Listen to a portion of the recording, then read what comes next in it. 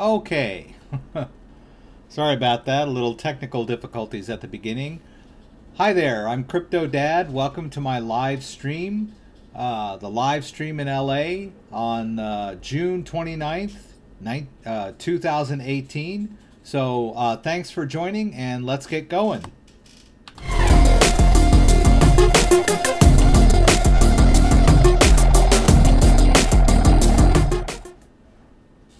Okay guys, welcome to the live stream. Let me pop out my... Looks like it's just me and Crypto Daughter here at the moment, but that's fine. I'll say hello. And let's see if we can call Crypto Daughter and see how that works, huh? Hopefully you might need to turn... Anyway. Maybe I need to turn mine down. Ah, good. Let me move this down. Let's see, where are we here? Okay, let me go over here. There we go. So, how's it going, Crypto Daughter? Good. So, what'd you do today? Nothing really. Nothing really. So, are you ready for tonight's live stream?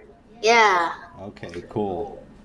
So, hopefully some other people will be joining us soon. I'm going to move you up in the corner here. I'm going to move you up in the corner. Oh, okay. We're moving each other up in the corner.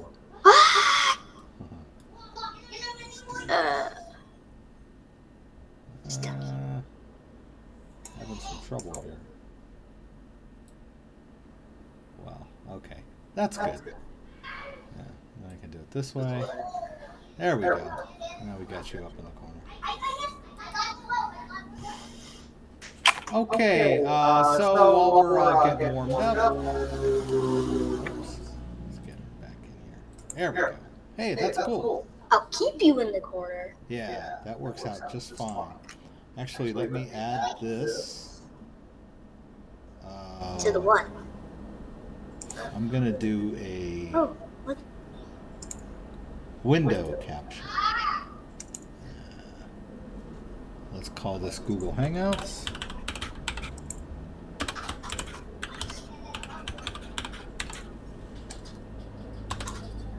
Alright, and I will capture Hangouts video call.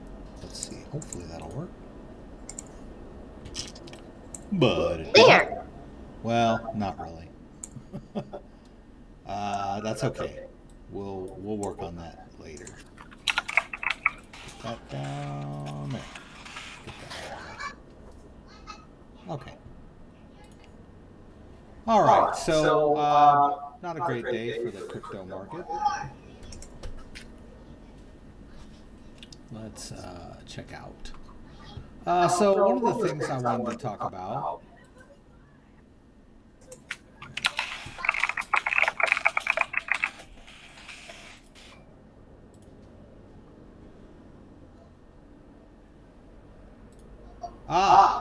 People. Good to see you guys. It's echoing. Yeah. Whoops. Get this over here. Yeah, there we go. So I got Crypto Daughter joining us. I'm playing around with it a little bit. You guys say hello to Crypto Daughter. Hi. Oh. How do you turn down the volume? Yeah. Someone turn this off. I'm gonna hang up the call. We'll figure something out better next time. Okay. Yeah. You can still join me if you want. Yeah, we're just getting feedback from Crypto Daughter's computer, which is 2 feet away from me. Sorry, that was just an experiment. Welcome everybody. It's good to have you all here. Let's see here. Maximus K, thanks for joining me. Big Daddy, thanks for joining me. Amsterdam Hollum, thanks for joining me from the Netherlands at 3 a.m. Wow. Yeah, that volume control, I guess, oh yeah, I could probably have done it from my microphone. My microphone has volume on it. That's pretty interesting. How's my volume, guys? I'm kind of in yellow, so we should be okay now. Sorry about that. Little technical difficulties getting going here.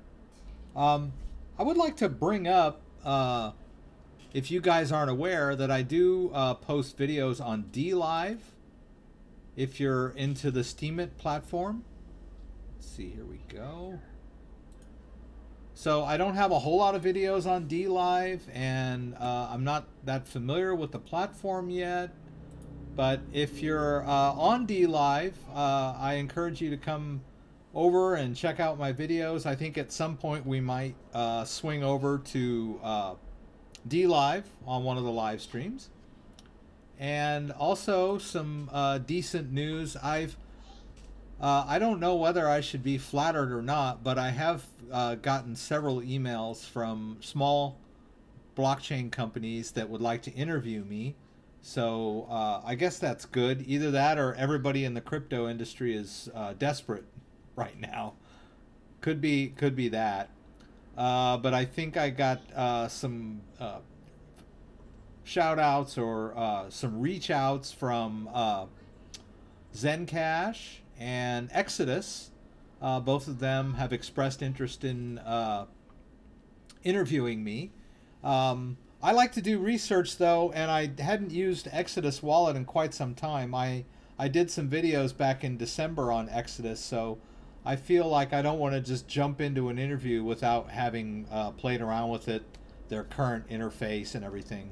Not a huge fan of Exodus, but I did do a couple of videos on their product, and then the Zencash, of course, I did some videos on Zencash, which they may have seen on YouTube. Hard to say. But I just thought I'd throw that out there. I'd like to thank all you guys for joining me on the live stream. It increases my view time and in general helps my channel. So all of you guys who join me on the live stream, throw out comments, watch my videos, comment on my videos, subscribe to my channel. I really appreciate it, and I'm glad you're all here. And you know, you're the reason I started this channel. I don't know if I talk to people, I've talked about it in the live stream, but people ask me, why did you start this? When I was involved in cryptocurrency and cryptography in 2014, I was trying to download Tor, and I was wondering, what is a signature file? What is a SHA-SUM? And all of the information about that kind of stuff, and Bitcoin wallets, all of that was very fragmented. And if you wanted to figure out how to do anything, you were all over the map trying to figure out how to go about getting from point A to point B. And you find a piece of information here, a piece of information there, and you kind of had to put it together yourself. And I said, man, I wish I could find just one person or one page that would just show me from point A to point B to point C, from beginning to end, how to do X, whatever it was. And I never found it, really. Every now and then I would find a pretty good guide that was pretty specific to what I was trying to achieve. But as I learned over the years to master some of these things, I got to the point where I thought, you know what, I could explain this pretty well in a video. And my daughter encouraged me to do YouTube. And I thought, okay, well, let me explain how to download and install Tor and a VPN. Let me explain how to install Debian on a laptop, you know, stuff like that.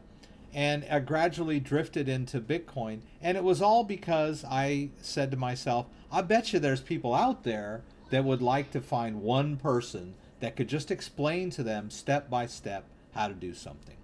And even other YouTube channels where they explain stuff, it's not that great. You know, people, sometimes it's just music with a walkthrough, screen walkthrough. It's not clear what they're doing. Sometimes they explain what to do, but they're not actually doing it on the screen. And I need to see examples. So that's why I do what I do. I go step by step and give examples, and I walk you through it from beginning to end on my screen so you can see it happening. So once again, I'd like to thank you guys for supporting me and watching. Okay, so let me get to questions. Sorry about all that. So Bitcoin's at 300 now. Well, let's validate that claim. Why don't we? Let's see. I know you're joking. Bitcoin's at 62. It's back up again. It's hard to keep a good thing down. You know, all the markets were really, that's amazing. My gosh, you know, this morning the markets were just down in the dumps. And right now they're back up, you know, nowhere near their highs. So for those of you who would like a little perspective, you know, all you seem to hear is that, oh my God, Bitcoin has lost 70% of its value since December. Well, okay, yeah, it has since December, which was the frothy, you know, high that was achieved, you know, with all this sweeping interest in Bitcoin. And so they always compare the price of Bitcoin to its high in December of 2017, which is really unfair. You know, we're talking about a new technology. You know, it's very volatile. It's much more rational to compare the price of Bitcoin today to the price of Bitcoin 1 year ago. And in that case, we're looking at, I believe the price of Bitcoin 1 year ago was around 2,000. So Bitcoin is doing just fine. And I'm not worried, you know, year over year. I mean, it's higher than it was this time last year, and that's a metric that most people will agree is a pretty rational metric. You know, to compare it to its all-time high is a little unfair. Thank you, Maximus K. I appreciate that. You know, the question is, should I shill people's coins? And my instinct on that is no. I don't like to pump up anybody's coin, and I've always tried to present myself as a neutral, objective third party. Now, I do videos on different types of cryptocurrency. So, I mean, if you look at my videos, I think I worked on a playlist that has all the different altcoins that I've done videos on how to buy. You know, be it Vertcoin, Cardano, Verge, Tron, Ripple. I've done IOTA. I've done videos on all of those. Now, I'll admit that when I see a coin that's hot, I'm all for trying to get some views and do a how-to, but I'm not doing a video on, you know, Tron to the moon or anything like that. If I see a coin as popular, I figure people probably want to know how they go about getting their hands on it, and that's why I do a tutorial video from beginning to end. How do you buy Tron? Well, you can't buy it on Coinbase, so you got to buy something on Coinbase, transfer that crypto over to an exchange that supports Tron, and then you know, buy the Tron on that exchange and then send it back. The same with all the altcoins. It's not easy to buy altcoins, and it's not easy to buy Bitcoin, and it's not easy to store Bitcoin in a wallet. So that's what I do. I put out videos to explain you know, the mechanics. You know, when there's a gold rush, the people that are mining gold are make or break. They could make money, they could go bust, but the guys in there selling the pickaxes and the shovels are getting a steady income. And that's kind of what I do. That's the way I consider it. People are out there, they want to buy Bitcoin, they want to buy altcoins, so I'm here to give them the tools they need. Watch my videos if you want to know how to do something. I'm not really into shilling someone else's coin. So I'm not sure if I want to do these interviews or not. I might do them in the case of, let's talk about your wallet and how it works and explain why it's a good wallet or a bad wallet. I'm not going to go too much into the coin, but I might say, you know, hey, your wallet has a bug. Are you addressing it? That kind of stuff, you know. I'm all for that. But I think that most of the people that want to interview me are sort of, or want me to interview them, are going to be pumping their coin, basically. You know, they're just looking for exposure. And they figure I am too. So let me just go. I did a video this morning, but I didn't have a chance to post it. If any of you are aware, it's June 29th. I believe that Coinbase Pro has officially launched. I believe this is the date for it. And I don't know if they're going to like take away GDAX or not. But if you look at Coinbase Pro, it's pretty much GDAX. There's not much else that it is. It's just GDAX. But it has a much better interface. And it's a little more... hey, Mr. Will, thanks for joining me. Hey, the Bill Mitch Show, thanks for joining me. Bill Mitch has a question, so I'm open for that. I'm just kind of showing everyone the current Coinbase Pro interface, which is kind of cool. Like, let's say you want to make a deposit. There's a couple of ways to do it, but you can just go over here to the wallets page and hit deposit. And then this is new. This like pop-up here where you select your currency. And you can say, oh, okay, well, let me deposit some Bitcoin from either a Bitcoin wallet or directly from my Coinbase. So they've cleaned up the interface. The interface is a little better than it was. And, you know, you can do US dollars too. You would have to do a wire transfer or a bank account transfer, and that takes a few days. So, but it is nice that you can transfer, let's say, you know, you got $500 that you can afford to lose, or let's go with the basic. Let's say you got $100 that you can afford to lose, and you'll just throw it in your Coinbase from a bank transfer, and let it, and you have the patience to let it sit, you know, wait for it to appear in the account, 3 to 5 business days, whatever. Then, whenever you get the urge to buy some coin, you just go on to Coinbase Pro and use your US dollar holdings to buy some Bitcoin, Litecoin, Ethereum, whatever.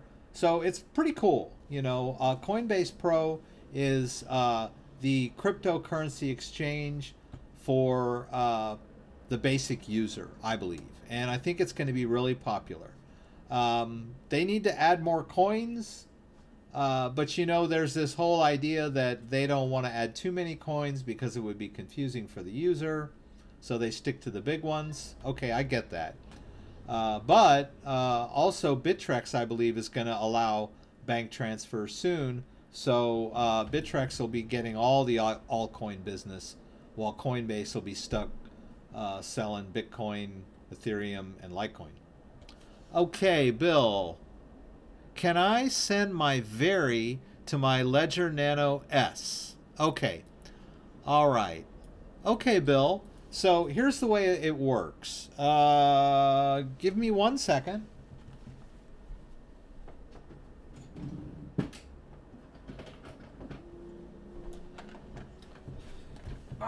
I usually connect this Ledger Nano S before I start, but I didn't.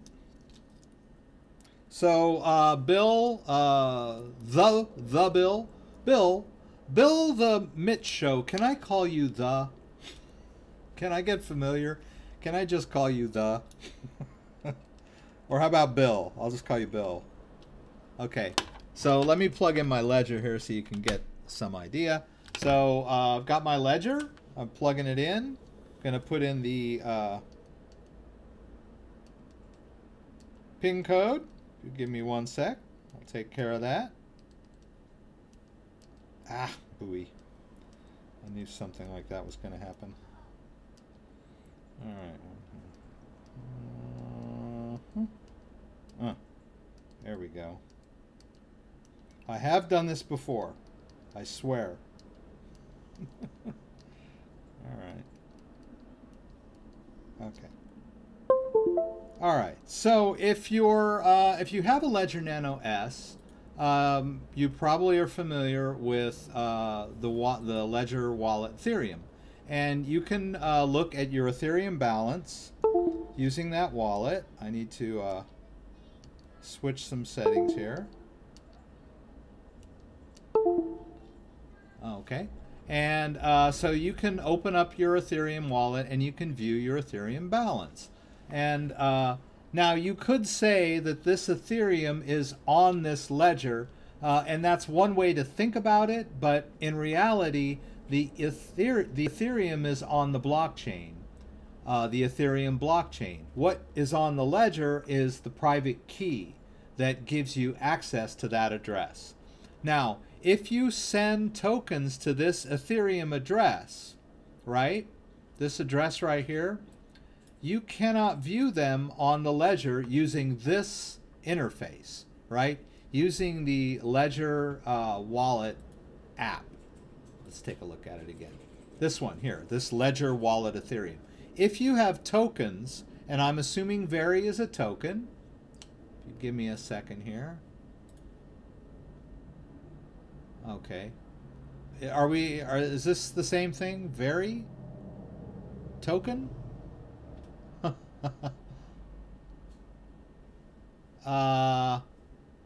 Is Veri an ERC20 token?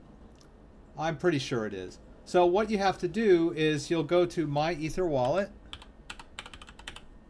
All right. Now, if you want to do it on a ledger, what you're going to have to do is, I'm going to show you real quick here.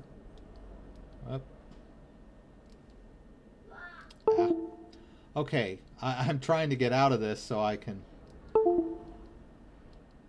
Come on, Rex, you can do it.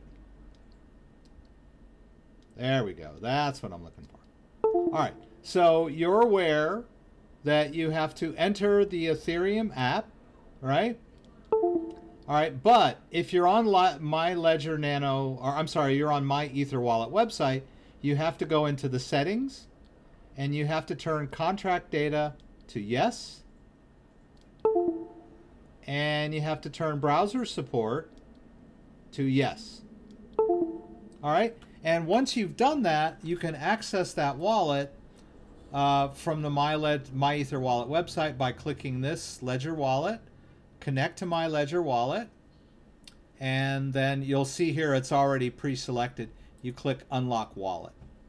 Okay, and there you go. Now I can see that Ethereum balance, but I can also see down here my ERC20 tokens. These are my ERC20 tokens. They are basically, they are on that Ethereum address, associated with that Ethereum address.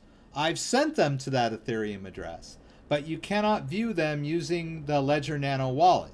You have to use the My Ether Wallet website and access your Ledger Nano S that way. And as you can see, it's the exact same Ethereum address that I showed you in the Ledger Nano wallet. It's the exact same balance. We're looking at the exact same Ethereum address, but there were tokens there, and they did not show up in the Ether wallet that Ledger Nano has. All right, so that's the way to view ERC20 tokens. Now, Bill, if you're talking about something else, if Veri is a normal coin, then you would go to this address here and check to see whether it's supported by the ledger or not. Some cryptocurrency is just supported natively in the wallets of the Ledger Nano S. Most of these altcoins are viewable in the Ledger Nano Bitcoin wallet.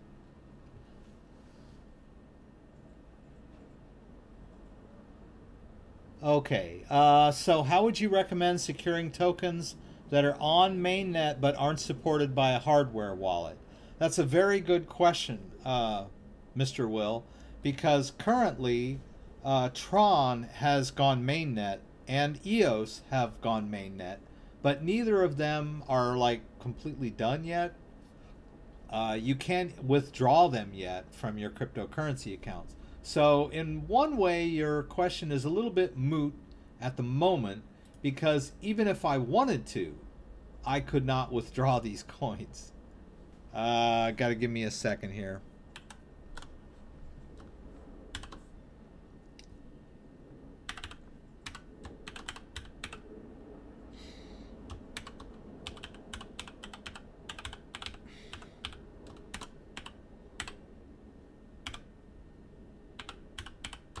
Probably going to screw that up. Hey, I did it. Can't believe it. All right. Let's go in here. Let's get this going. Two-factor authentication. If you don't have two-factor authentication, you should, on all of your important accounts that support it.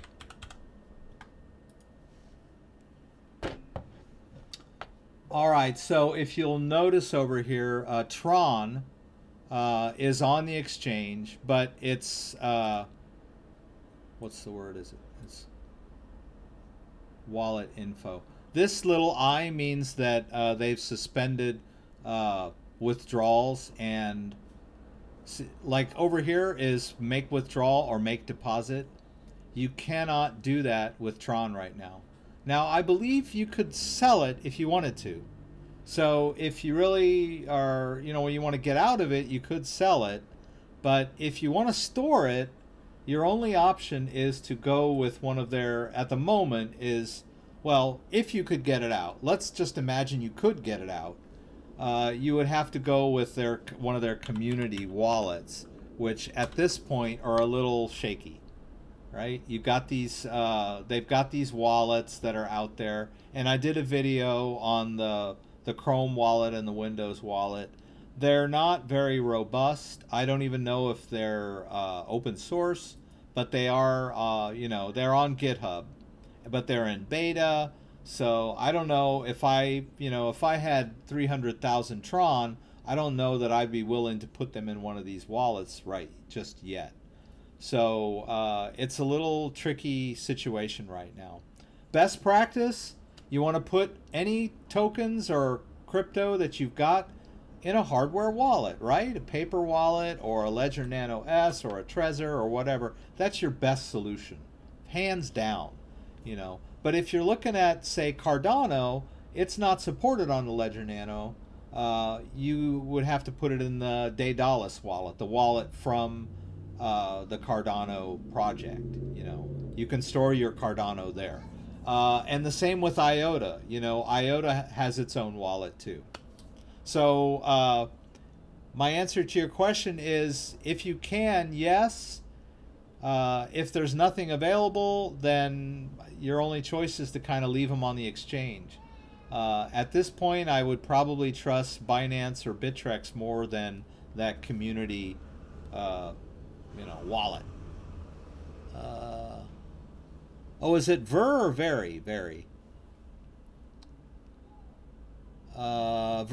Veritasium. Okay. So is it ERC20?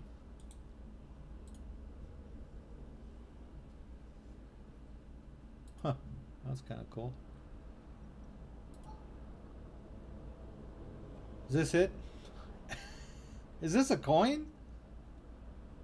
No, that can't be it. Veritasium just means truth, right? Ah, here we go. Here we go. Okay. All right, so it's a little bit down.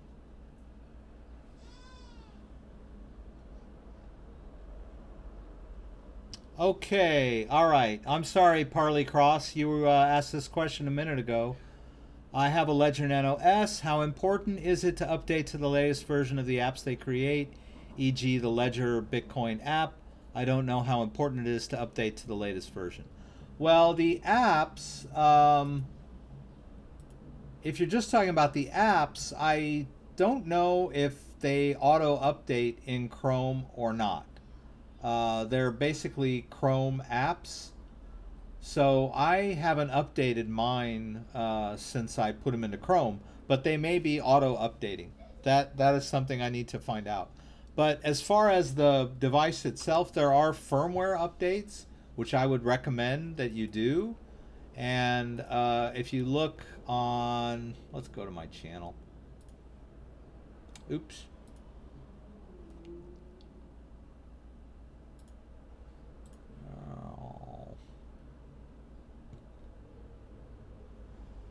I've got a bunch of videos on, let's do this, just so you'll see them.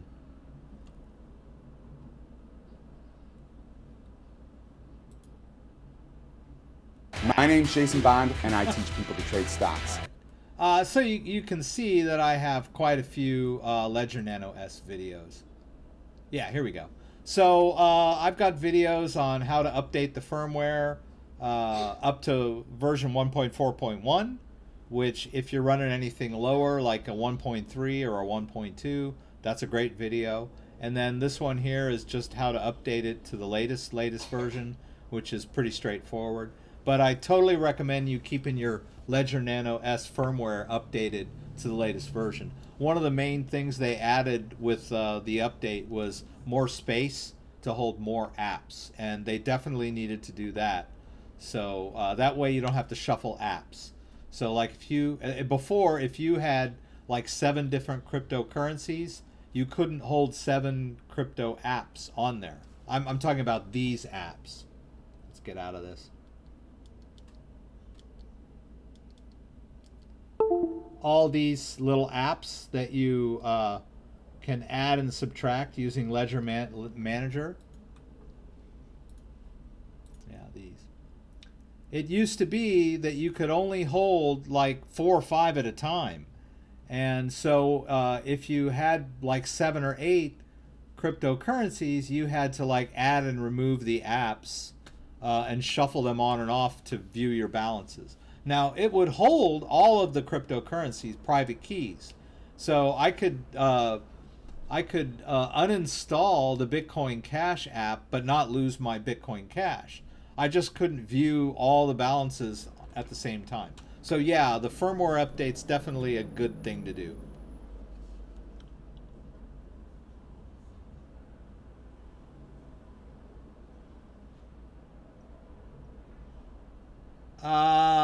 Like Bill, could you just let me know, isn't it a ERC20 token? Is Vertasium an ERC20 token? I guess they don't really tell me here. If it's an ERC20 token, yes. And that exchange hit BTC. If it allows you to transfer to an Ethereum address, you can transfer it over to the Ethereum address of your Ledger Nano S. And then it'll show up when you access it through My Ether wallet. Right? Just like these do. Right? So the answer to your question is yes, you should be able to transfer it. I've never used that particular exchange you're talking about, but I know there are a lot of exchanges that are like peer-to-peer that you know, can only access your wallet and you kind of swap coins, but you do have the ability to transfer the coins to a different address, which you can do. Hey, Shervy617. Hey, Sebastian.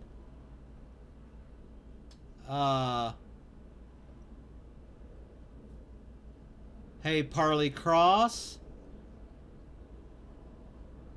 Yeah, these apps, I believe, get updated when you update the firmware. So, yes. What happens actually, it's a little crazy, but when you run the firmware update, it goes back, it's completely blank. After you get done, the only app left after the firmware update is the settings app. So it forces you to re-download all the apps that you need, and I'm assuming at that point you'd be getting the latest version of them. Yeah. As far as whether they auto update when you plug this guy in, I'm not too sure about that. Yeah.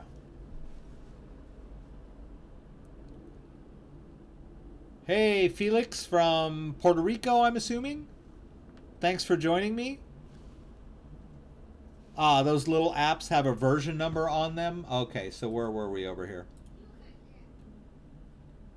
Oh, I see here. Yeah, yeah, yeah. Okay, yeah. So if you see that there's a newer version of it, you could just delete the old version and reinstall. Pretty straightforward.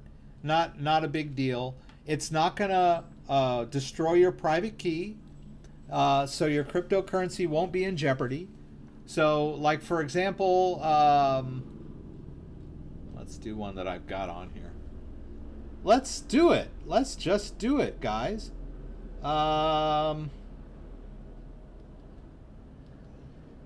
Let's do I have Dash on here? I thought I had Dash on here. My bad. Let's try Digibyte. Okay, so we'll go into Digibyte. Let's check our balance. We go through Ledger Wallet Bitcoin.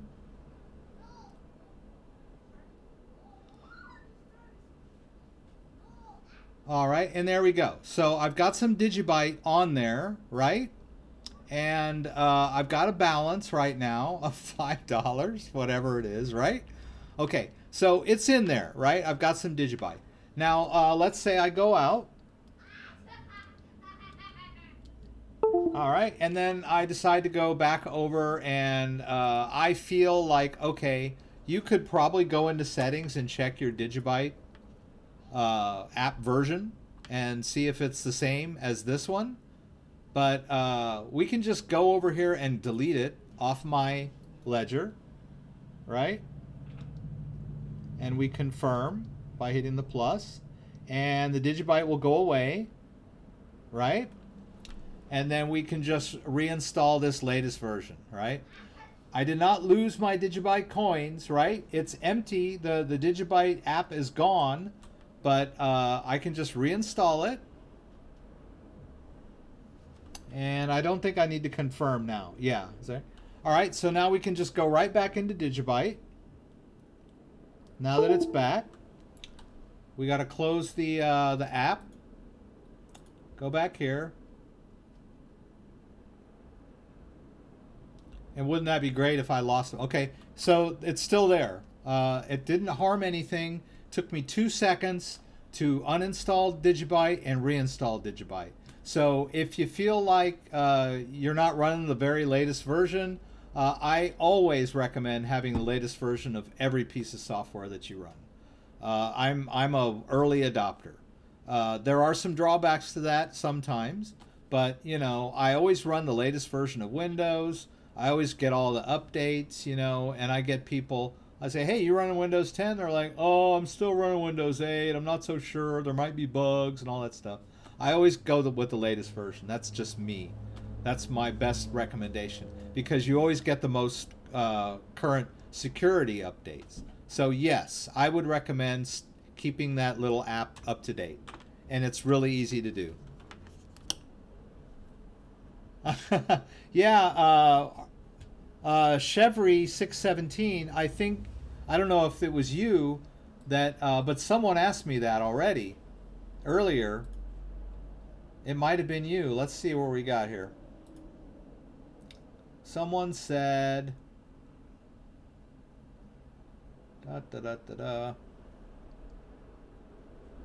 yes, it was you.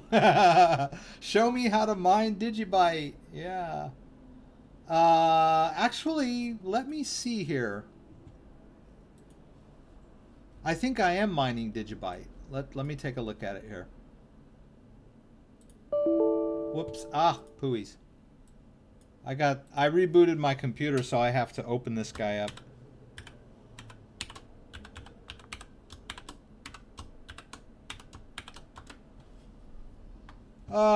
Got passwords on everything. All right, so let's look over here. I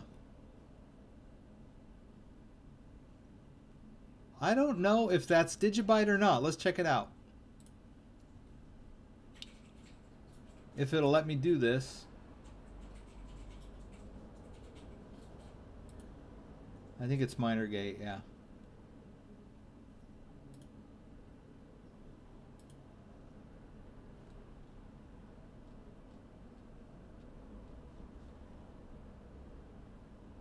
Oh no, it's digital note. Okay, so I'm mining digital note. But of course, yeah. I would be happy to do a video on how to mine Digibyte if I can figure out how to do it.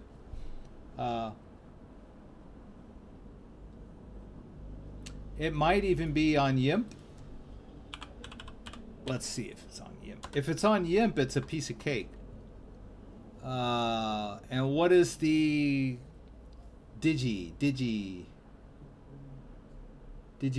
Isn't that it right there? DGB?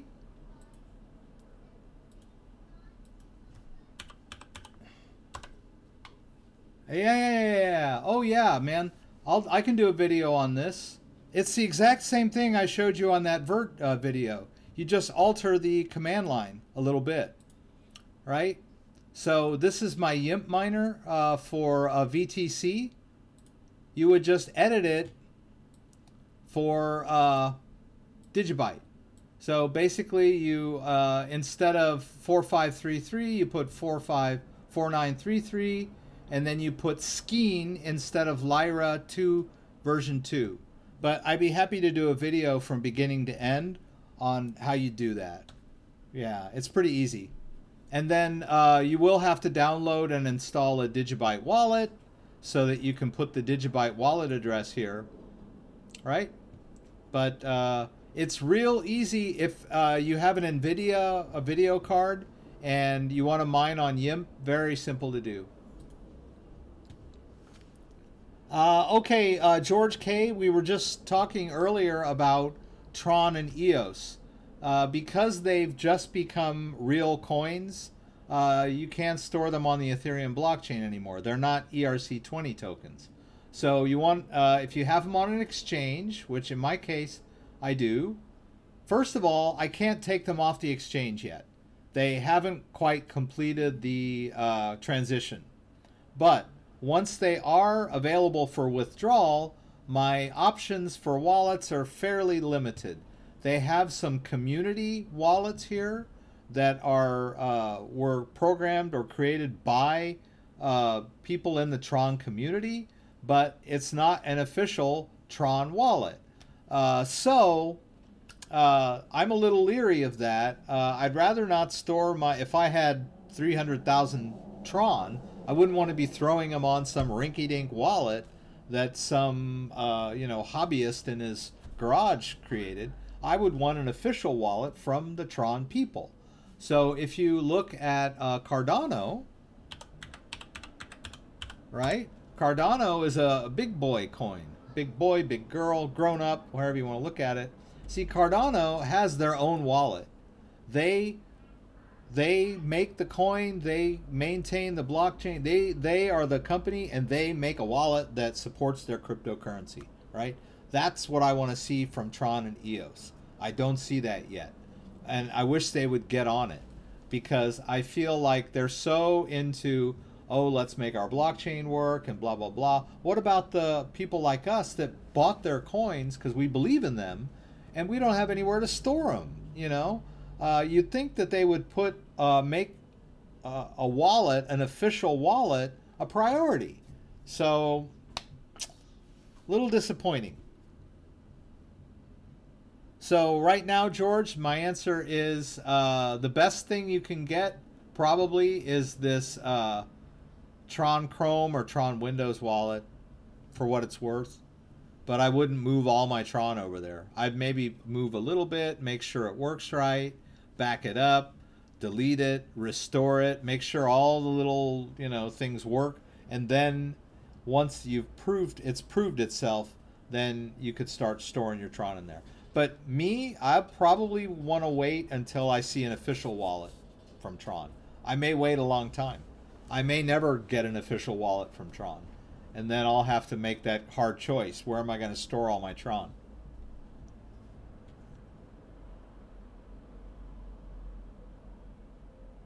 Yeah, it's funny, you know, this morning I saw all of the prices were down, right? And now everything's back up again. So I'm not a trader, but I like to see the crypto market as a whole performing well. Partly because I believe in the technology and I like to see it succeed. And the other part I really like is that all these old fuddy-duddies that are bashing Bitcoin, all these big financial gurus and fund managers who are, bashing Bitcoin and cryptocurrencies, I like to see them proven wrong. I love it. Yeah, and they're like, because before Bitcoin was, they ignored it, then they made fun of it, and then when it started taking off, they couldn't ignore it anymore, so then they say, oh, it's a bubble. Oh, Well, now it's come down. It's gone through, the trial by fire, and my hope is that it's going to come roaring back and prove all these guys wrong.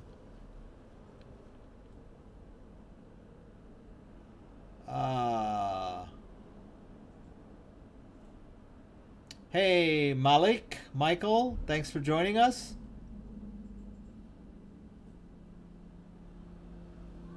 Did I answer that question, Malik? I like it when it's low. It's a good time to buy if you're a long-term investor, when everything's down. And I believe it's also good for the coins to sort of wash out all of the, the oversold enthusiasm, right? They take their hits, they go down, and and now they can prove themselves as being viable. Overall, you see, the news is all about adoption. It's all about how blockchain can solve this problem or that problem, and how big firms and big money managers are going to start getting into the market. Everything is looking good in that sense. It's just the current pricing is very volatile and erratic.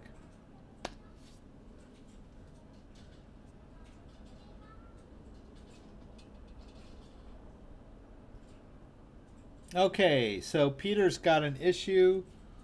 Let's see. What is GVT, by the way? Let's see. I'm assuming that's a token.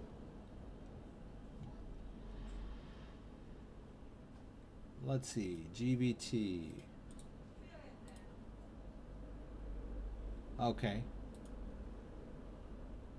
Okay, so GVT is an ERC20 token that you have stored on my Ether wallet, right? Like the way I do here, where I have an Ethereum address and some tokens, and you're having some trouble transferring it from the my Ether wallet to what? To you're trying to transfer it to your ledger? Yeah, if you are looking at the, well, first of all, you'll need to, let's say you've got it on just raw on my Ether wallet with a private key, and you want to transfer it to your Ledger Nano S. So what you'll need to do is connect your Ledger Nano S. Let me take you through the steps, right? First, I'm going to need to enter my PIN code. I talk too much. I let my PIN code. The Ledger Nano will log you out if you don't interact with it after a certain amount of time. Okay. All right. So let's just go back here. Okay, so you're on my Ether wallet, and you go to your Ledger Nano, and you, whoops, sorry, my bad. Okay, you go over to your Ethereum, right? Come on there. We hit both buttons. We go in here. We make sure in the settings that contract data is a yes. And we make sure that browser support is a yes, right? All right, and then we go into wallet info. We choose Ledger Wallet. We choose Connect. And then we unlock the wallet. And we make note of this address, right? This is the sending address. We want to copy that to a, let's see here. Let me just go in documents, whatever.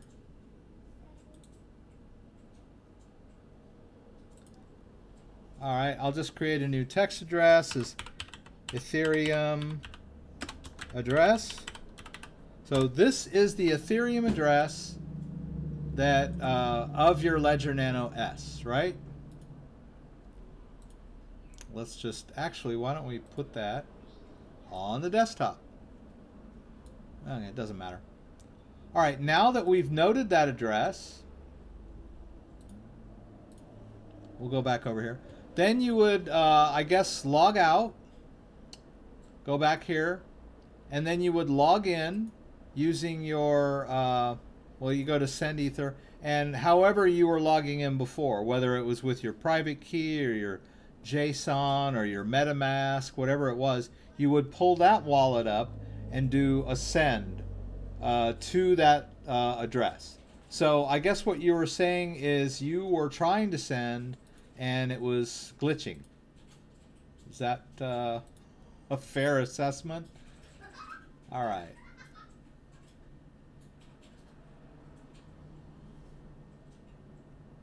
Yeah, you'll need contract data, yes. But I'm still a little confused. Are you sending it to or from the ledger? Are you trying to send it off the ledger back to an exchange so you can sell it? All right. So basically, if you're trying, let's just pretend that this bat is your, what is your thing? Your GVT. Let's just assume, let's just pretend, because I don't have any GVT, whatever. So you go over here to send, unlock, and you have to make sure here that you're using the right token, right? So if you're trying to send, what was I? This BAT, this basic attention token, right? Let's say I'm trying to send that somewhere. You need to make sure that it's here, and we need to make sure that we've got that Ethereum address. Now in my case, I'm just sending it back to itself, so I'm not going to do it. And then whatever the entire balance or whatever it is, you'll notice when I hit entire balance that the gas limit adjusted itself, right? So it tells me that it knows that it needs a little more gas, right? And then over here on the top of the site, you might, if you want to make sure that your transaction goes through, then just scroll this baby up to fast, right? That way you're going to be first in line to get your transaction mined, all right? So try adjusting that. Try making sure that your gas limit here is high enough, and hopefully you won't have that glitch error. I'm not familiar with that error you mentioned. Error 680. Make sure contract data is on. Oh, I think it's just telling you to turn contract data on, right? I went through a really long description over something that was pretty obvious, huh? Yeah.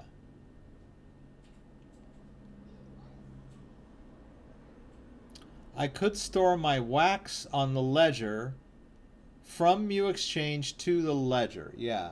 So, like I said, in that case, if you're on the Mu isn't really an exchange. Mu is just a utility that gives you access to a wallet. So if you're just using My Ether wallet, some people, you may have created your new wallet like this and just generated, I can't really do it right now. Oh, you have to create your own password, and then you create a wallet, and then you save that private key somewhere. That's a little bit different, right? And if you have tokens in that address, you would want to send them to your Ledger Nano address, right? Or an exchange, wherever you're planning on doing it. Yeah, I think a lot of people get confused. They think that My Ether wallet is an exchange. It's not, really. Now, there are exchanges like Ether Delta that connect to an Ethereum address on your ledger and make it feel like your My Ether wallet is the exchange, but it's not. It's just the token utility. All right. Thanks, Pete. I hope that works out for you. if you're still having trouble, throw up a comment in one of my videos, and maybe you and I can work on it together. I would love to help you if I can.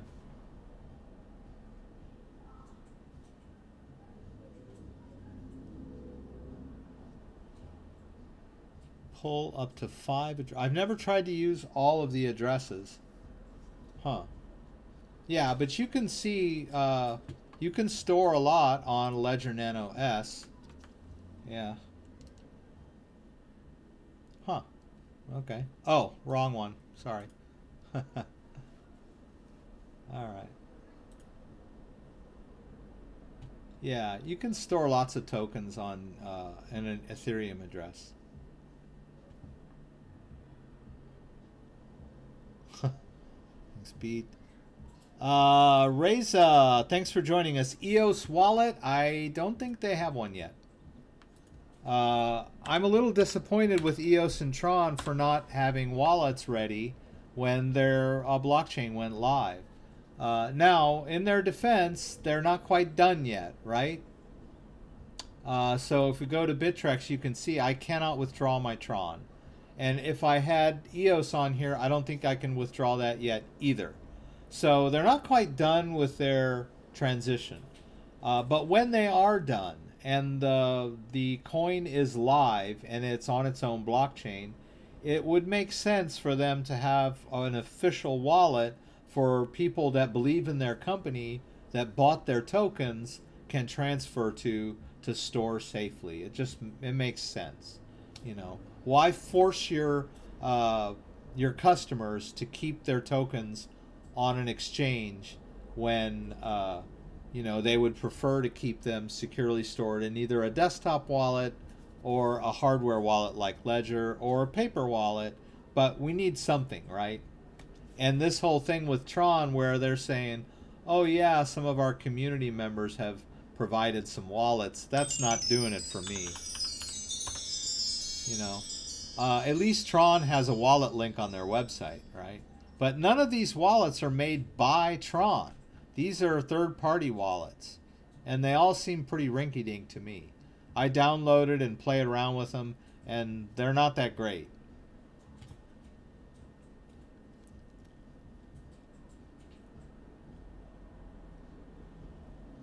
Yeah, they're having a constitutional convention. Yeah, you know, there's people defending EOS and there's people bashing EOS, going back and forth. To me, it sounds kind of screwed up, you know, because Bitcoin is sort of like, you know, it's very decentralized, and you know, anyone can mine coins, and you know, we don't have to have like super nodes and elections and all that, you know. But every blockchain, cryptocurrency, token, whatnot, has its good points and bad points. And you know, like Bitcoin suffered some stress on its network in December, so it was really not ready for prime time. And large mining organizations can control a lot of the mining power on the Bitcoin network. So I think Tron and EOS are trying to come up with a better solution, but you know, it's not always perfect, right? So I don't know if they're doing the best they can. Maybe they didn't plan ahead very well. That could also be. In software, things don't always go the way you planned. I used to write software, and it's not easy, you know, especially when you're appealing to, you know, you got customers waiting, and you're trying to, you tell them you're going to have something ready on a certain date, and then the day before the launch you find a big bug. So these things happen.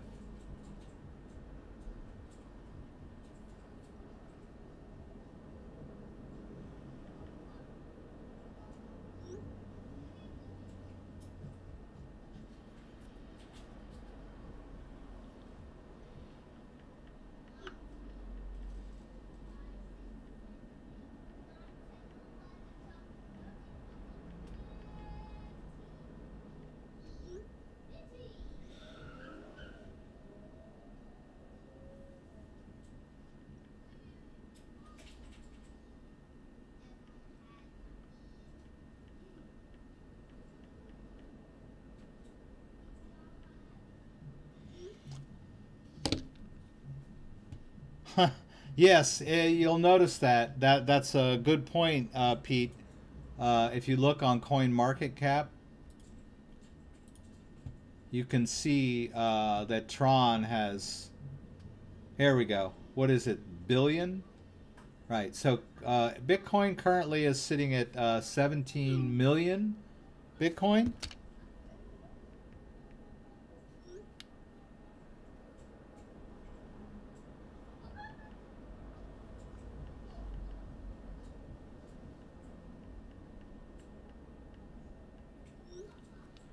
And then if we go down to Tron, you'll see 60, what is that?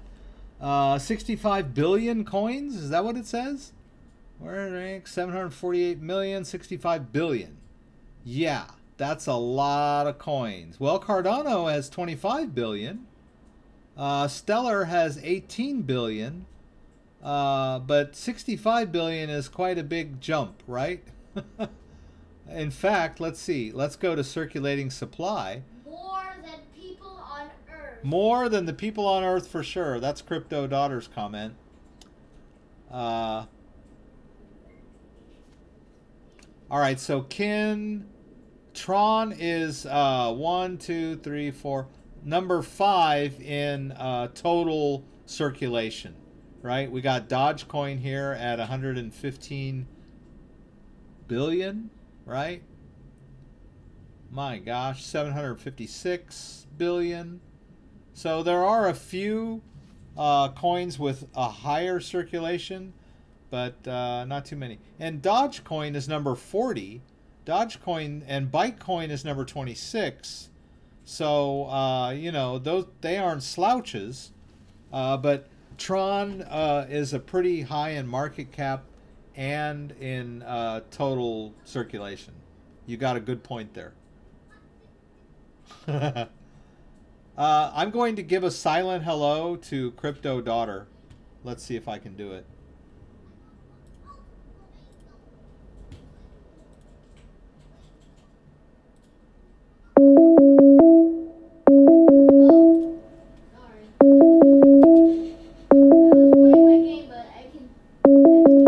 She's going to answer.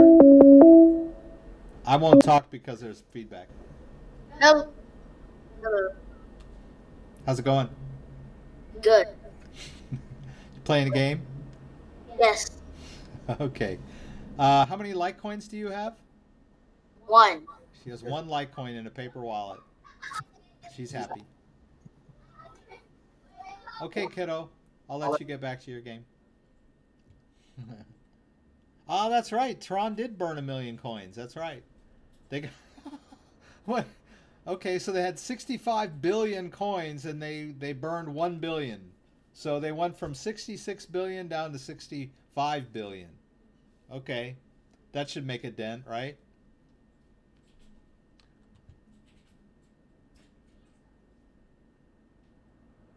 Yeah, you know, cryptos are a long shot. You know, I believe in the technology, but you know, who's to say which coin or a utility coin or currency coin or software VM coin is going to survive? You know, I don't know. I like the whole space, but betting on 1 or 2 coins might not serve you well. You know, maybe, like they say, diversify, and maybe diversify as a whole. You know, keep your money in the bank, buy stocks, bonds, whatever, you know, normal people buy, you know, to save money for retirement or whatever, and whatever disposable income you have, put it in cryptos. Money you can afford to lose because it's a long shot, right? Don't mortgage your house to buy crypto. But the money that you do put in crypto, that you can afford to put in crypto, maybe spread it out. Maybe put a little bit in Bitcoin, a little bit in Ethereum, a little bit in some of the higher market caps, and then maybe a little bit in some of the long shots, so that, you know, overall, if your long shots don't pan out, you have some Ethereum, which will probably be around for a while, you know. So diversify within your crypto holdings. That's my advice. even though I'm not a financial advisor.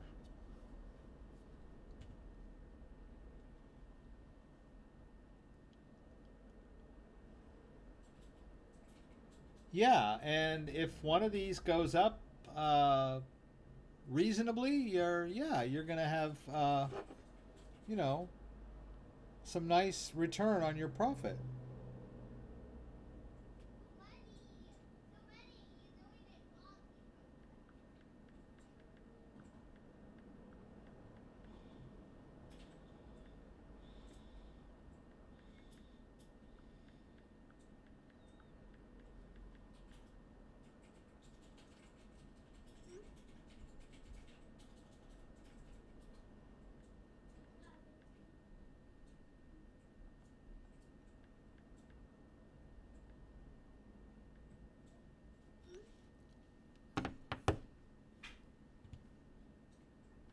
Okay, yeah, there's different ways to invest in blockchain technology.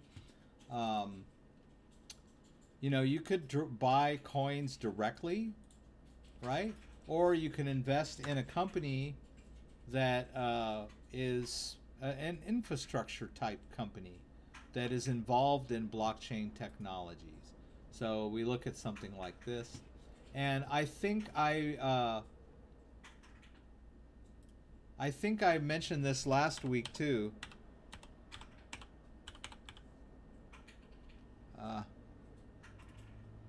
Security tokens.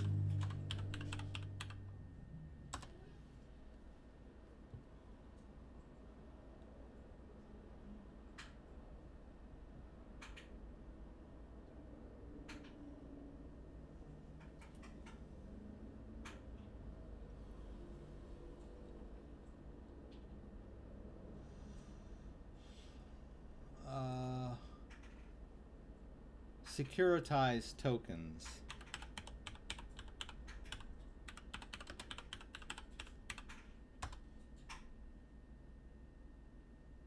Here we go. STOs.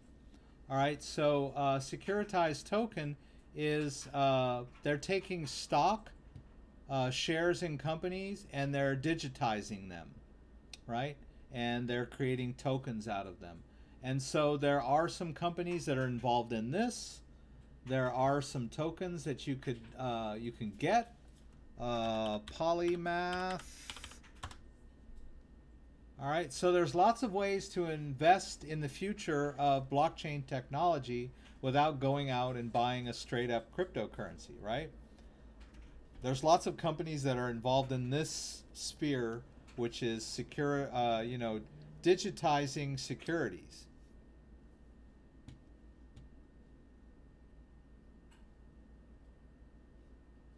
Yeah, XRP is not strictly a decentralized blockchain product, but it is it's kind of a centralized blockchain project. But a lot of people like Ripple. Ripple's been around a while. They are a real company. They're not just an idea and an ICO. They've been around several years, so that's something to think about too.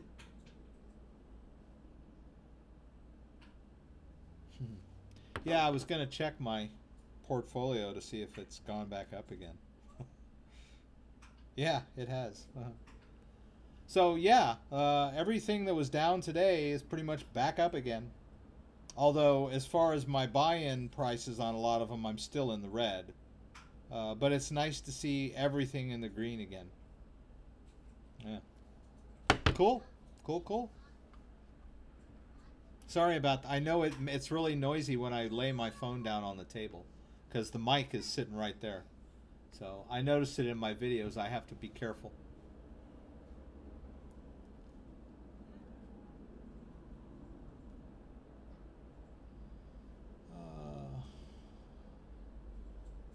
Yeah, that's right. If we look at the highs of some of these, Bitcoin, of course, was 20 grand almost.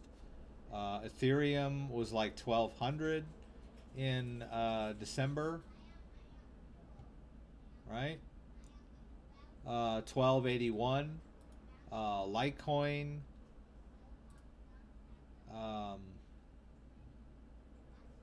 was like 331 in December. So a lot of these coins, all they have to do is get back to where they were to really, you know, Cardano, which is 13 cents right now, was over $1. You know, back in December it was $1.12, and of course everybody said it was overvalued at that point. But yeah, these coins have potential to get back where they were.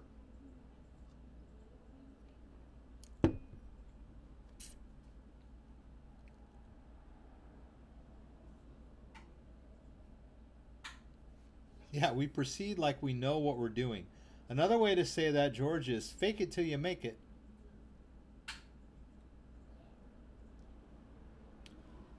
Personally, if you're asking me how much money I spend on crypto, I'm not a big time investor.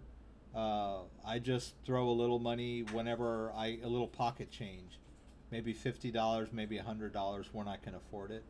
That's me. Yeah. I got nothing to lose.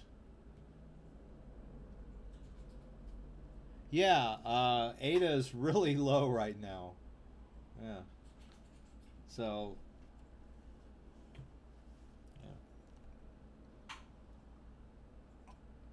yeah, and Cardano is number 8. Stellar is really low right now too. If you like Stellar, you know, that was, oh, I guess it wasn't as high as I thought. 85 cents in December. So Stellar could go back up to that and hopefully better in the long run. Stellar is very interesting. It's like its own ecosystem. Kind of like Ripple, only it is decentralized. It's like a true decentralized thing. Yeah. And EOS has some room to bounce back up too. You know, EOS was like $20 last month, if I recall.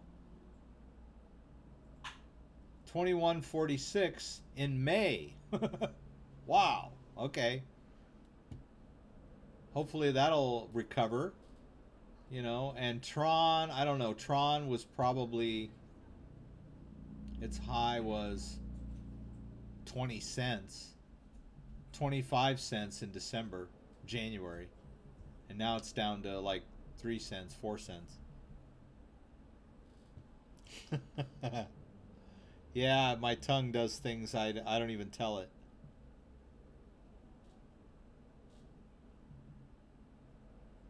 Well, you know, XRP, the guy that runs XRP, the company, not the token, but the Ripple guy, who's always on all the financial talk shows and whatever, seems like a pretty savvy, smart marketing kind of guy. So why not pitch your token over there to the rich Arabs, the rich sheiks? Why not, right? You know, a lot of coin, you know, like Tron is a Chinese company, and there's a big demand in China. You know, last year, most of what drove the price of Bitcoin was trading in China. That's where it all started, really. I remember mid-year when Bitcoin was on its run up, I would check the price of Bitcoin. It would always really shoot up at night. Like when I would check it in the morning, it was when it was really pumping itself up. And I realized it was because of all the people in China that were buying it. So during the day in the US, there wasn't much action. But then at night, when people in China were trading, the price was just going up, up, up. And then the Chinese government came in and shut everybody down. And that's when, you know, China sort of fell off and Bitcoin started following the US cycle more. You know, the coin would go up or down during the day on our time zone, as opposed to, you know, doing most of its action on the Asian time zone. But that could change. China could just decide, you know what, we're going to let people trade cryptos again as long as they follow our rules. and we'll be right back where we were last year with all that action in China and South Korea and Japan. Those are really big markets. They're very savvy over there. They're very technologically oriented. I just talked to somebody at a blockchain conference here in LA who was telling me that, Taipei, Taiwan has had Bitcoin ATMs for like 6 years now. So they're ahead of us with adoption, really. They just need to work through, their government stepping or hurdles, basically. So for those of you in LA, let's see here. Ah, come on. It's killing me. It won't let me in. Let me try this. Ah, there we go. That's what I'm looking for. All right. I got invited to kind of a crypto conference, the Blockchain Beach. Let's see here. The website is here. Yeah, Blockchain Beach. If you're in LA, if you're in the LA area and you'd like to go and talk to people about crypto and hear from people in the industry, this is pretty much it right here. This, whoops, the picture. There's no link to the picture. But it's kind of like that. You've got that people there. It's a forum where they have a panel. And when I went, they were like some people from EOS, people from My Crypto, which is basically My Ether wallet, some other blockchain investment, and then everybody there was into crypto. So if you're into, or you're in the LA area, they're going to have more. Let me throw this in here. Yeah, you should check. I mean, if you're into crypto, you should go to one of these things in person. See, they got a Venice Beach Tech and Startup Barbecue next week. They got another one in Crypto Harbor, Huntington Marina. I don't know where this is exactly. Los Angeles. So if you are in the LA area, there's all kinds of cool crypto stuff you could check out.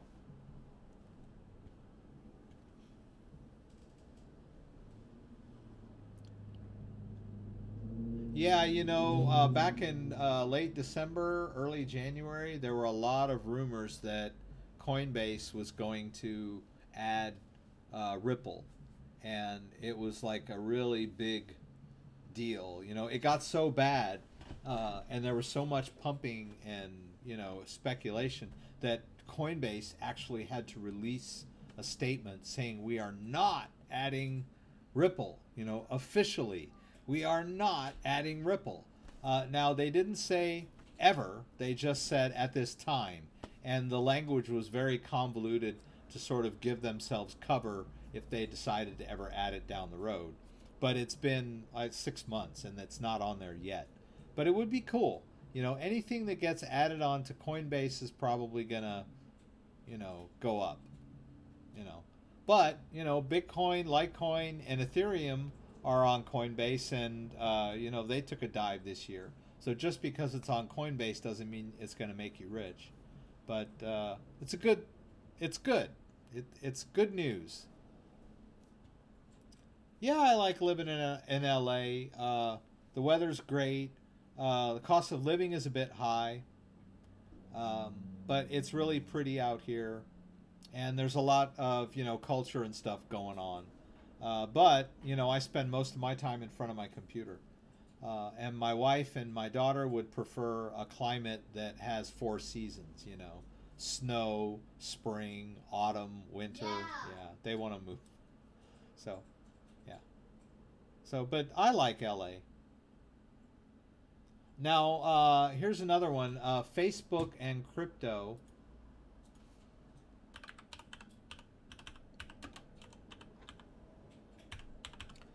Facebook has lifted their ban. Oh, so that's the rumor is that Facebook is going to buy Coinbase. That's pretty cool. I'll believe it when I see it. But they have announced that they've lifted their ban on cryptocurrency ads on Facebook. But they're still maintaining the ban on ICOs and some other thing. You know, if you're into crypto and you hearing people, they're talking about banning and they're talking about how cryptocurrency is a shaky thing and whatnot. They're usually, what they'll do is they'll talk about ICOs and they'll talk about these initial coin offerings and how a lot of them have failed, a lot of them are frauds and blah, blah, blah. Well, just because an ICO is a fraud does not mean that cryptocurrency is a poor technology or that it's full of holes or, that it's run by scammers. They are confusing ICOs with cryptocurrency itself, and that's not the case. ICOs are just a subset of cryptocurrencies. And just because there are a lot of scam ICOs does not mean that Bitcoin and other cryptocurrencies are bad, or scammy or shaky or whatever you want to say. So don't let talk of fraudulent ICOs scare you away from cryptos in general, because ICOs are not crypto. All right, they're two separate things. But when they talk about them in the mainstream media, they talk about them as if they're interchangeable. They're not. I don't know if I'm going to go to the summit. Crypto Invest Summit is back. Hey, that's cool. That's in October. Yeah, I'll try to get to that. Oh, look, they've even given me a code, right? Got to buy tickets. I'm focusing on this beach barbecue thing. That looks cool. It's fun, It's fun to go and spend time with other people who that are of a like mind, that see this as an emerging technology, and it's a great, fascinating field, and it's great to be with other people that are into it, because most of the people that I know and talk to, I have to explain everything to them.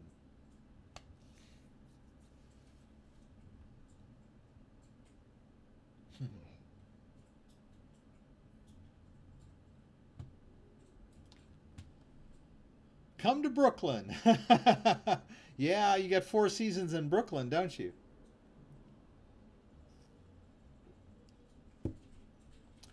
Yeah, and also when we talk about exchanges, you have to be careful with exchanges too. There are a lot of fly-by-night exchanges, so you probably want to try and stick with the big ones like Bittrex, Binance, I don't know, Bitfinex, Coinbase Pro, GDAX. Stick with the big boys.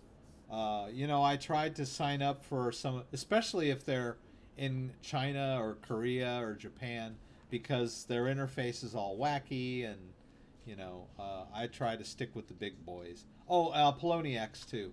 Poloniex is a decent, as far as I know.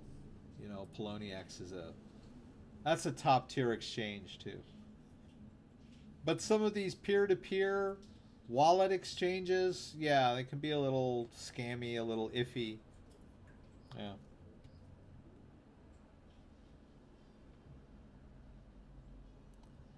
Anyone notice a ton of cryptocurrencies have some sort of July deadline on regulation rules?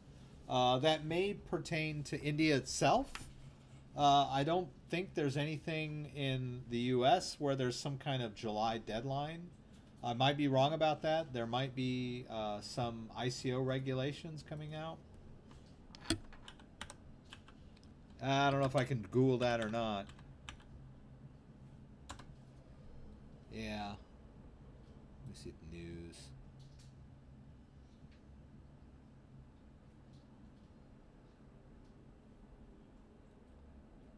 Yeah, I hadn't heard that, so I don't know about any kind of July deadline affecting cryptos in general.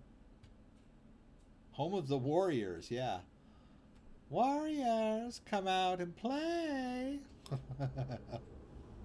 Yeah, they were trying to get across town back to Brooklyn, huh? Yeah, I read some news about Poloniex having some trouble. Maybe I shouldn't have brought Poloniex up. It used to work okay. I don't know. Yeah.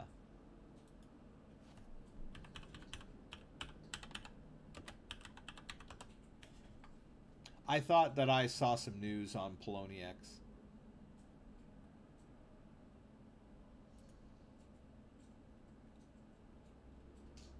Yeah, they changed their terms. Yeah. Oh, I remember. It was about identifying yourself. A lot of these exchanges are increasing their strict personal identification standards. So a lot of people, back when I got into Poloniex, all you had to do was have an email that worked, and basically that was it. You know, if you had an email that then you could open up an account, right? And once you had your account open, you didn't have to give them your ID or your name or anything else. And then you could transfer crypto in there and buy and sell and then withdraw. You know, it was great.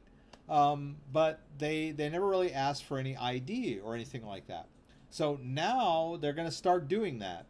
And the problem is that some of the people that may have created an account on Poloniex with the low requirements might log into their account and it says, oh, by the way, you need to upgrade to the latest protocol or whatever, or terms. You have to provide us your KYC, your know your customer documents, right? You got to give them your ID or whatever, and they've locked your account, right? You can't get your crypto out of there until you provide this information, and that's not good. I mean, if I had like 5 Bitcoin on their cryptocurrency exchange, and I didn't provide my ID or whatever, and then all of a sudden they lock me out of my crypto because I didn't provide them with an ID, that's not nice.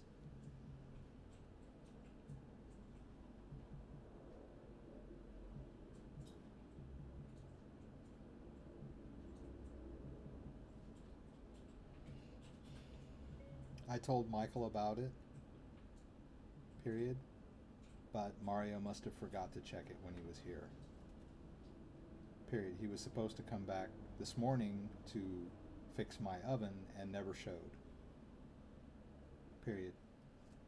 I will tell Michael again, maybe he can come tomorrow.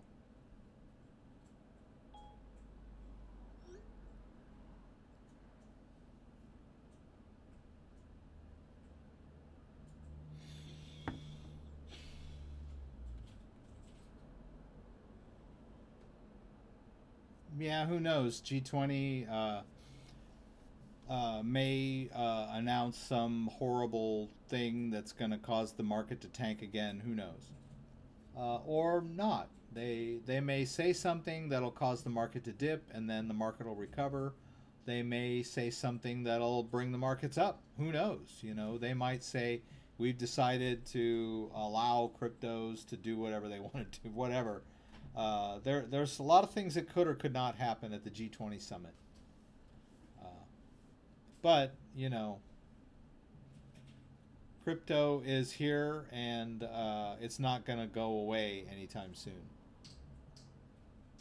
Yeah, nobody really likes leaving their Tron on Binance or Bittrex or wherever, especially if, you go back to withdraw and they want documentation. Yeah, that's really one of the things that could happen if you leave your tokens on an exchange too long, is that they may change the way you have to access. And let's say your passport hasn't been renewed, and you lost your driver's license, and you're trying to get your crypto out, and they're not accepting your ID or whatever. There are all kinds of glitches could occur. So yeah, that's just one reason why not to have your tokens on an exchange. The other reason is the exchange could get hacked, They could go out of business. They could get locked by the government for whatever reason. So yeah, you definitely want to try to get your crypto off as soon as you can, but you want to make sure you've got a viable alternative. And right now, Tron doesn't really have an official wallet. So you're either leave it on the exchange or move it onto a shaky wallet that might crash on you and lose your coins. You never know. Like, I think I've mentioned this a couple of times so far.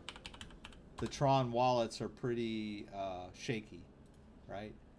The only wallets on Tron are these third-party things, you know, by these rinky-dink developers, and Tron doesn't have an official wallet.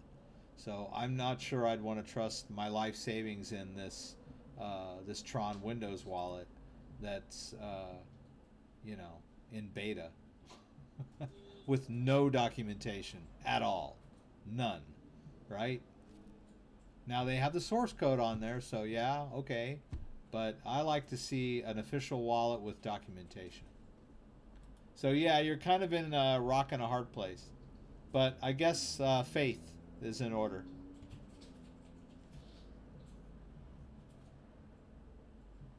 Yeah, Dutch newspapers are writing negative about crypto, Amsterdam, Holland. Yeah, so do U.S. papers too. The mainstream media bashes Bitcoin every chance it gets. Like if you look at, I like to look at these. I have some crypto news websites here. But if you look at, let's look at,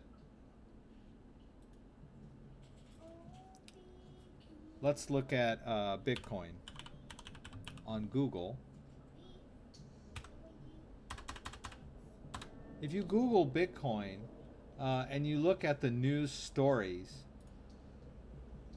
right? Forbes, they're always talking about, oh, Bitcoin's down, Bitcoin declines, why the bubble burst, you know, doom loop, you know, all of the mainstream articles by the big companies in the US are all negative on Bitcoin, always.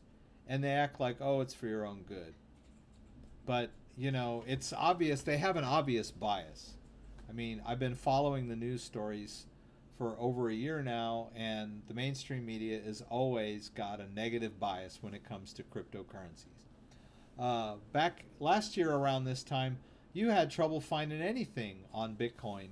If you Googled Bitcoin, you never found anything, any articles about Bitcoin on any of the mainstream news websites. They were always on these rinky-dink little crypto-related websites. Now, when you Google Bitcoin, you find Forbes, Vanity Fair, Fortune, CNBC, Bloomberg, you know, so they're getting attention now. They have to, but most of the time they're just bashing it.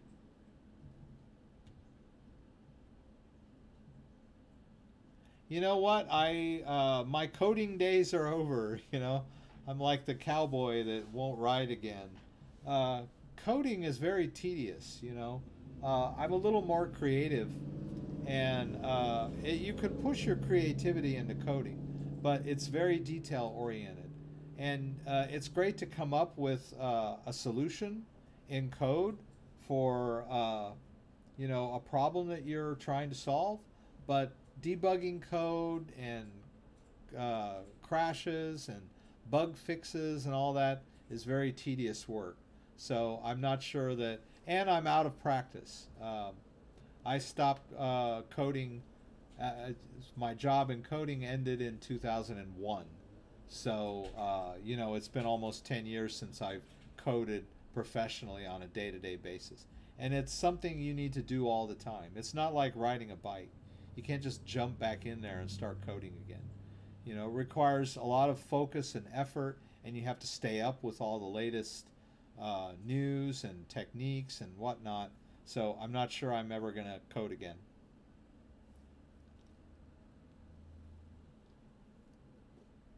Is the Digibyte Core wallet okay?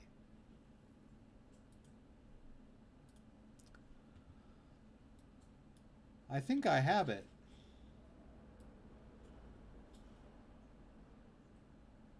Yeah, there it is. Ah. Huh. I guess I never installed it, huh? Okay. This is down here. Oh, here it is.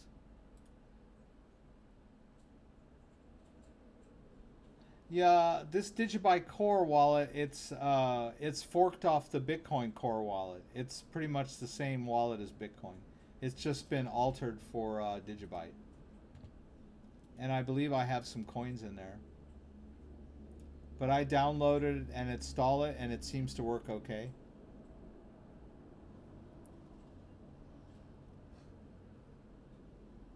Yeah, Rudy keeps talking about, yeah, let him bash it. Let him bash it. I can buy it cheap. Thank you, Malik. Thanks for joining me. Thanks, Pete. Thanks, Pete. I think that's, I was dashboard, right? Or that was digital note, right? Yeah, I have some digital note. Oh, wait a minute. No, yeah, I guess it's digital note that I'm mining.